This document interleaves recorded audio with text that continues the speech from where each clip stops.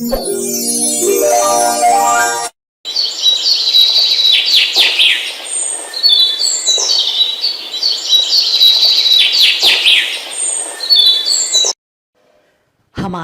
के जंगल में टुनटुनी चिड़िया अपने दो छोटे छोटे बच्चों के साथ एक दरख्त पर घोंसला बनाकर रहती थी। एक दिन उस जंगल में रहने वाला बंटी कबूतर टुनटुनी चिड़िया के पास आता है और उससे कहता है, चिड़िया बहन, आपको पता है कि इस जंगल में जालिम बाज आ गया है और वो पक्षियों के छोटे छोटे बच्चों को उठाकर ले जा रहा है। मेरी मानो तो आप अपना मजबूत घर बना लो, क्योंकि आपके बच्चे अभी बहुत छोटे हैं। बंटी भैया, आपको तो पता है ना कि मैं इस जंगल में नई आई हूँ और मुझे इस जंगल के बारे में कुछ खास पता नहीं। बंटी भैया, अगर आप थोड़ी देर के लिए मेरे बच्चों के पास बैठे तो मैं जंगल से अभी लकड़ियाँ ढूंढ कर ले आती हूँ और रात तक अपने बच्चों के लिए एक मजबूत घर बना देती हूँ। इतना कहकर टुनटुनी चिड़िया लकड़ियां ढूंढने चली जाती है। बहुत तलाश करने पर आखिर उसे एक जगह सूखी लकड़ियां मिल जाती हैं। मेरे ख्याल में इतनी लकड़ियां काफी हैं। इस लकड़ियों से मेरा घर आसानी से बन जाएगा। ऐसे भी काफी देर हो गई है। मेरे बच्चे मेरा इंतजार कर रहे होंगे। अब मुझे घर जाना चाहिए। यह कहकर टुनटुनी चिड़िया घर जाने की तैयारी करने लगी। तभी कालू कौवा वहां आ जाता है। अरे ओ चिड़िया, ये लकड़ियाँ मेरी हैं और मैं ही इन्हें यहाँ से लेकर जाऊंगा। कौवे भैया, आप पहले कहाँ थे? मैंने बड़ी मुश्किलों से ये लकड़ियाँ जमा की हैं। मैं इन्हें आपको नहीं दे सकती। इन लकड़ियों से मैं अपने बच्चों के लिए एक मजबूत घर बनाऊंगी। अच्छा, तो इसका मतलब है कि तुम सीधी तरह नहीं मानोगी। ठीक है, मैं जालिम बाज को तुम्हारे घर भेज दूंगा और फिर वो खुद तुमसे निपट लेगा। जालिम बाज का सुनकर टुनटुनी चिड़िया वहां से चली जाती है और साथ ही एक दरख्त पर बैठकर रोने लगती है। अब मैं क्या करूं? अपने छोटे छोटे बच्चों की रक्षा कैसे करूं? ये ना हो जालिम बाज मेरे बच्चों को उठा कर ले जाए। ऐ ऊपर वाले, मेरे बच्चों की रक्षा करना।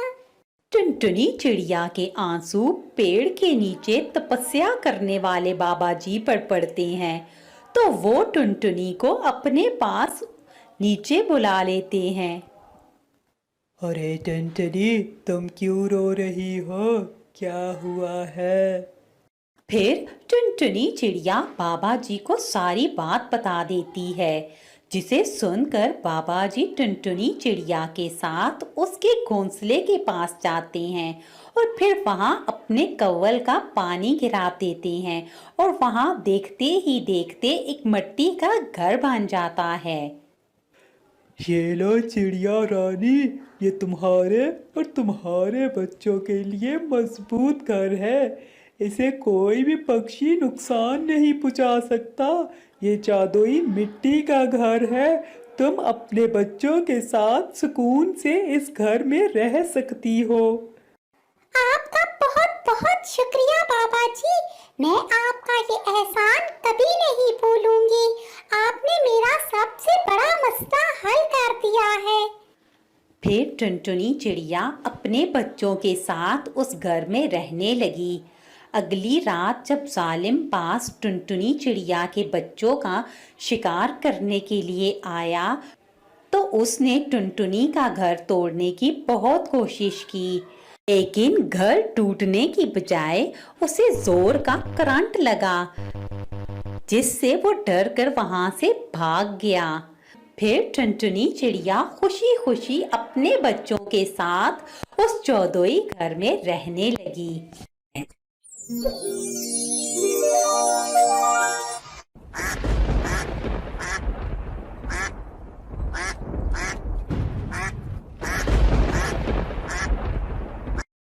ये कहानी कागज़ के खिलौने बनाकर बेचने वाली गरीब टुनटुनी चिड़िया की है। वो अकेली थी, उसका कोई भी नहीं था। वो रंग बिरंगी कागज़ के खिलौने बनाकर जंगल के बाजार में बेचा करती थी। यो भाई आ गई टुनटुनी, कागज के खिलौने वाली। कागज का घर, कागज का फूल, कागज की चिड़िया, जो अच्छा लगे खरीद लो। आओ बच्चों आओ, कागज के नए नए खिलौने आ गई हैं। टुनटुनी चिड़िया के बनाए हुए कागज़ के खिलौने इतने सुंदर थे कि देखने वाले की नज़र उनसे हटने का नाम ही नहीं लेती थी। इसलिए टुनटुनी के खिलौने हाथों हाथ बिक जाते थे। माँ, खिलौने आ गए, खिलौने आ गए। आज तो मैं कागज़ का फूल लूँगी माँ। ले लेना बेटा, ले लेना। ज़रा टुनटुनी को करीब तो आने दो ना, फिर तुम जो कहोगी वही लेकर दूंगी। टुनटुनी, कागज़ का ये फूल कितने का है? ये तो सिर्फ 20 रुपए का है। कहती हो बुलबुल तो मैं तुम्हें दिए देती हूँ। हाँ हाँ टुनटुनी, दे दो। पूरे जंगल में तुम्हारे जैसे कागज़ के खिलौने कोई नहीं बनाता, और मेरी बेटी को तो तुम्हारे कागज़ के खिलौनों के अलावा कोई और खिलौना पसंद ही नहीं आता। इधर टुनटुनी चिड़िया पूरे जंगल में घूमकर अपने कागज़ के खिलौने बेच रही होती है, और उधर कालू सेठ और उसकी पत्नी सुंदरी कौवी टुनटुनी चिड़िया के घर आते हैं। अरे ओ टुनटुनी, जल्दी बाहर आओ, मेरे पैसे दो। मेरे पास ज़्यादा वक्त नहीं है, वरना मैं तुम्हारा दरवाज़ा तोड़कर अंदर आऊँगा। जब कालू सेठ के बार बार बुलाने पर भी टुनटुनी चिड़िया कोई जवाब नहीं देती, तो सुंदरी कौवी कहती है, लगता है ये टुनटुनी चिड़िया घर पर नहीं है। अब हम अपने पैसे किससे लेंगे? हम तो हमेशा हमेशा के लिए शहर जा रहे हैं, और जब इस चिड़िया को पता चलेगा कि हम यहाँ से शहर चले गए तो इसके तो मज़े हो जाएंगे। ये चिड़िया अपने आप को क्या समझती है? आज मैं इससे अपने सारे हिसाब चुकता करके जाऊंगा सुंदरी। आखिर को मुझे भी कालू सेठ कहते हैं।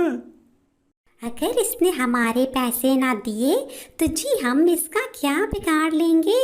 फिर ऐसे भी हम शहर चले जाएंगे, और उसके बाद तो इस चिड़िया के वारे न्यारे हो जाएंगे। कुछ ऐसा करो जी कि ताकि ये चिड़िया भी कभी खुश ना रह सके। हाँ सुंदरी, तुम फिक्र ना करो, तुम बस देखती जाओ मैं इस चिड़िया के साथ क्या करता हूँ। फिर कालू कौवा हथौड़ा लेकर टुनटुनी चिड़िया का सारा घर तोड़ देता है। जब टुनटुनी चिड़िया अपने खिलौने बेचकर घर वापस आती है तो उसका घर वहाँ नहीं होता। ये देखकर वो रोने लगती है। ए ऊपर वाले, ये क्या हो गया? मुझे पता है ये सब कालू सेठ ने किया है। कालू सेठ, कम से कम मेरे आने का तो इंतजार करते। मैं आज तुम्हारे कुछ पैसे लौटा देती।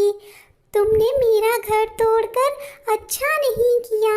अब मैं अपना घर कैसे बनाऊंगी? मैं कहाँ जाऊंगी? ये कहकर टुनटुनी चिड़िया फिर से रोने लगती है। इतने में टुनटुनी चिड़िया के खिलौनों में से कागज़ का घर अचानक से बड़ा हो जाता है, और उसके अंदर से आवाज़ आती है, टुनटुनी तुम रो नहीं, मैं जादुई कागज़ का घर हूँ। आज से तुम मेरे अंदर रहोगी और तुम्हें कोई नुकसान नहीं पहुँचा सकता, क्योंकि मैं लोहे से भी ज़्यादा मजबूत हूँ, और मेरे अंदर रहते हुए तुम्हें कोई दिक्कत नहीं होगी, बल्कि तुम्हें सारी चीज़ें मुयस्सर होंगी। ये सब सुनकर टुनटुनी चिड़िया खुश हो जाती है और फिर वो खुशी खुशी कागज के घर में रहना शुरू कर देती है।